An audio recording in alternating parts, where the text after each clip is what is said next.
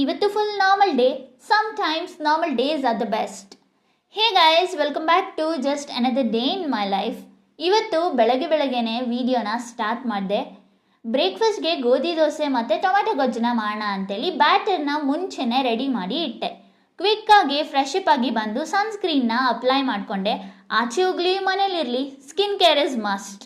ಆಮೇಲೆ ಟೊಮೆಟೊ ಗೊಜ್ಜಿಗೆ ಎಲ್ಲ ವೆಜಿಟೇಬಲ್ಸ್ನ ಕಟ್ ಮಾಡಿ ರೆಡಿ ಮಾಡಿ ಎತ್ತಿಟ್ಟೆ. ದೋಸೆ ಹಾಕೋಕ್ಕೆ ತವಾ ಕೂಡ ಕಾಯಕ್ಕಿಟ್ಟೆ.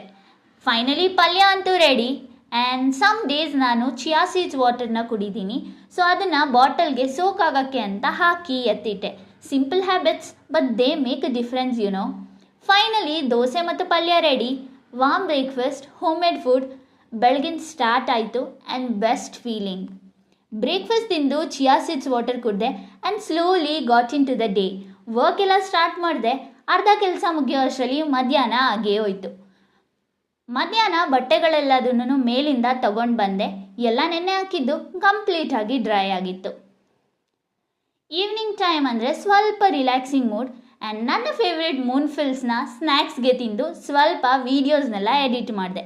ಆ್ಯಂಡ್ ಮನೆಯವ್ರ ಜೊತೆ ಮಾತಾಡಿಕೊಂಡು ಎಲ್ಲ ಬಟ್ಟೆಗಳನ್ನ ಫೋಲ್ಡ್ ಮಾಡಿ ನೀಟಾಗಿ ಆರ್ಗನೈಸ್ ಮಾಡಿ ಎತ್ತಿಟ್ಟೆ. ಇವತ್ತಿನ main task gas stove cleaning. Finally ಅದು ಕೂಡ ಆಯಿತು. ಈ ಕೆಲಸ ಆಯಿತು ಅಂತಂದರೆ ಸ್ಯಾಟಿಸ್ಫ್ಯಾಕ್ಷನ್ ಲೆವೆಲ್ಲೇ ಬೇರೆ ಆಯಿತಾ. ನೈಟ್ ಡಿನ್ನರ್ಗೆ ಸೋಯಾ ಚಂಕ್ಸ್ ಪಲಾವ್ನ ರೆಡಿ ಮಾಡಿದೆ. Simple, healthy and filling dinner. ಇದೆಷ್ಟು ಇವತ್ತಿನ ದಿನ. Nothing special but very peaceful. See you in the next video. Bye.